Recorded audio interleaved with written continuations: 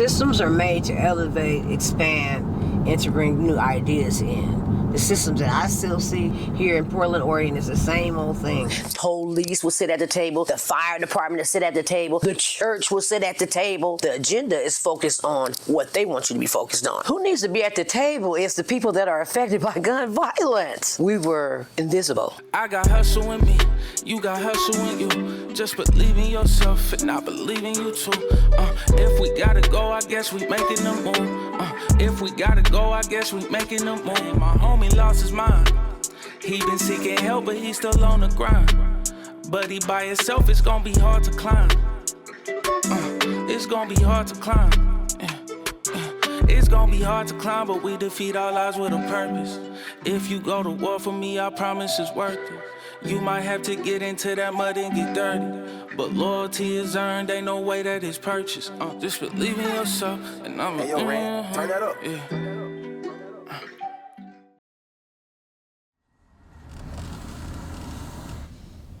When I ride through this community, I see my life. Born and raised here, 4 generations, okay?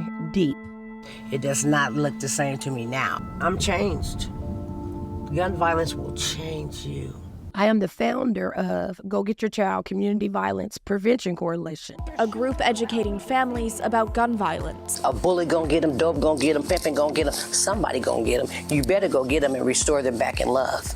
Go get your child. The victim of the city's latest deadly shooting was found in an alley in North Portland. The recent deadly gun violence continues an epidemic that disproportionately affects young black men. Our children and our families' lives are on the line. Anti-gun violence activist Laurie Palmer showing up to the scene to comfort the families of the victims. I go right to the site, boots on the ground. Mayors and governors have been sitting having meetings on gun violence, and everybody throwing up their hands saying, oh, we don't know what to do. You have to start with the family. We stay there with them. We talk them through it. We tell them the next step with the police, connecting them with the right resources, all the way to the grave. She has helped me in many ways. And when my daughter died, she came and stayed with us for a while, as you have to put together for a funeral. She helped get the church. And they need help after their children are dead. Emotional support, they needed their lights paid, their phone bill paid. There is no lane in Portland, Oregon for gun violence survivors.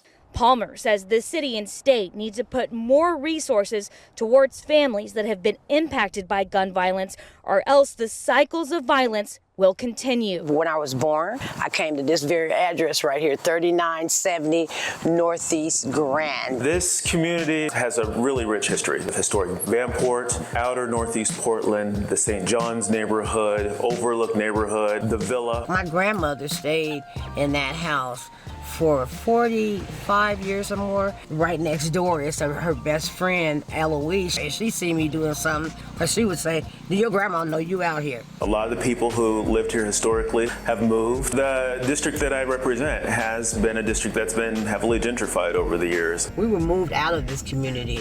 It's always a strategy to move us. It's a part of scattering you out, scattering you and disconnecting you.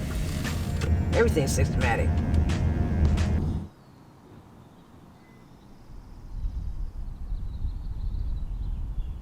Like they named this Martin Luther King School. Martin Luther King came to this school. I remember we were all kids standing down this line, just like you see on TV, got out and started shaking us kids' hand. This was a school.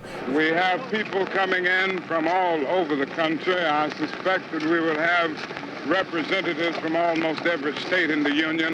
Today I will do my best to be my best. If it is to be, it is up to me. I can learn, I will learn. At King School, the dream alive. I am somebody. Come on then. I think I was about 14 years old. When I started prostituting, grocery man, he was getting to fill in, you know. If I went to a friend's house and her brother filling on me, I've had all that happen to me. I done been in every system. Waverly Baby Home all the way to the penitentiary, okay? It was a Chinese lady. She ran a prostitution home. The women were going in there, they were glamorous, they were pretty, they was having money, they was putting money in my hands, the tricks was putting money in my hands, and all I had to do was go down there and sit and look cute and talk for it. I did see it as the way out.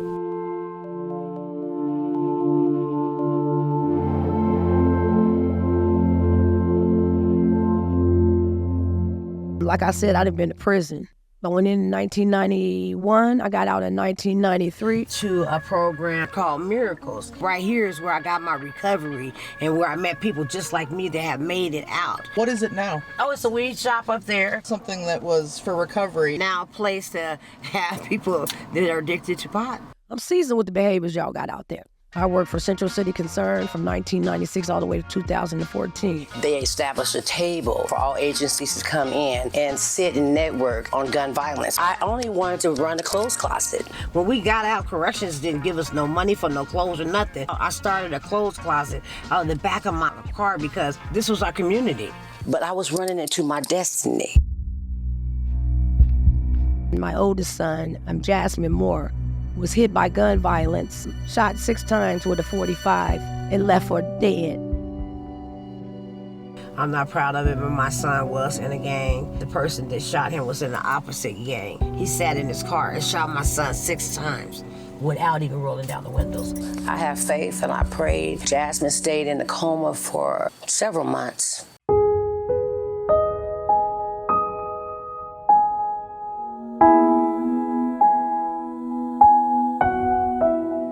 Jasmine lived another 4 years.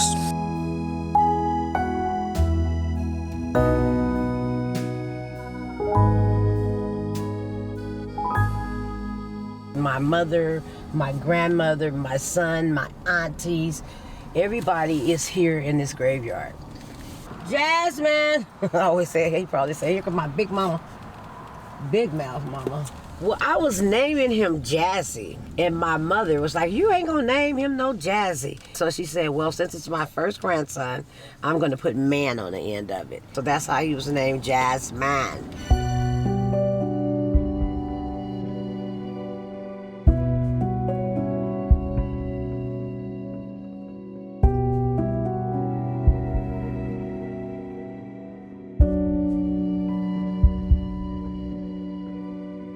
The hardest part is every time I go to a scene, I relive my son's shooting.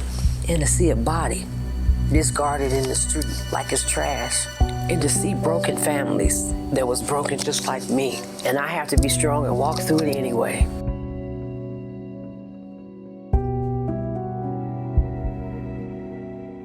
I took my pain and I turned it into action. When I speak, Jasmine is still alive. He's with me right now. I'm raising Jasmine's son. He had custody of him when he died, and he's on the spectrum. I had to fight long and hard to keep my grandson.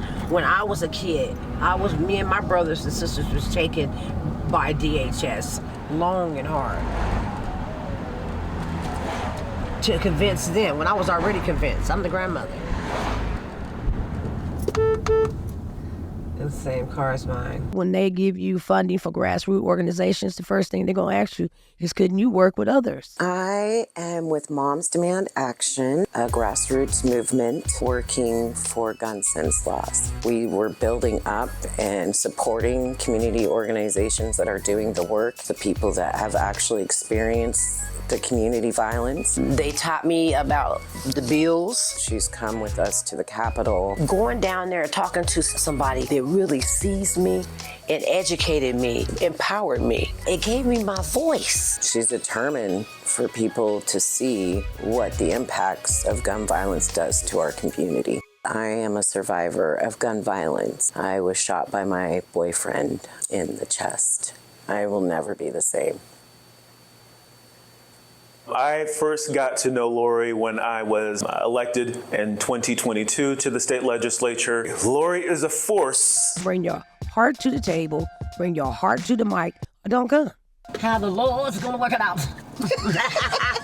And to be frank, she brings a different flavor to that group that's known for being mostly Caucasian women-led. She is vocal, she is strong, and lobbied us hard and really asked us to be responsive and accountable. Measure 114 is an initiative that was passed by the citizens of Oregon. I definitely think public health dollars should be able to be used for gun violence prevention, and we need to treat it as if it's a public health issue. Because it didn't just start with somebody getting a gun or somebody turning a trick. In my family, there was pimps, there was hoes, all that was around me. My mother sold dope. On my father's side, they sold dope. That ripples through our community for years. I walked in all those shoes. Gun violence has touched my family on numerous occasions. I have an uncle who was shot, a cousin that was shot, a brother who was involved in a shootout. In order to make any kind of change in your community, you have to have those hard conversations.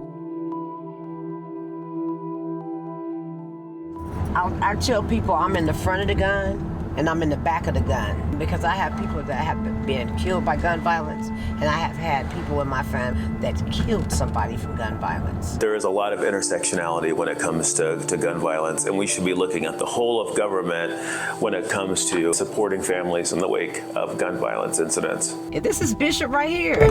This is a church that I went to when I got out of prison. A church is a hospital. So you're going to find everybody in there, because God's still working on them too. You will never fully eradicate violence.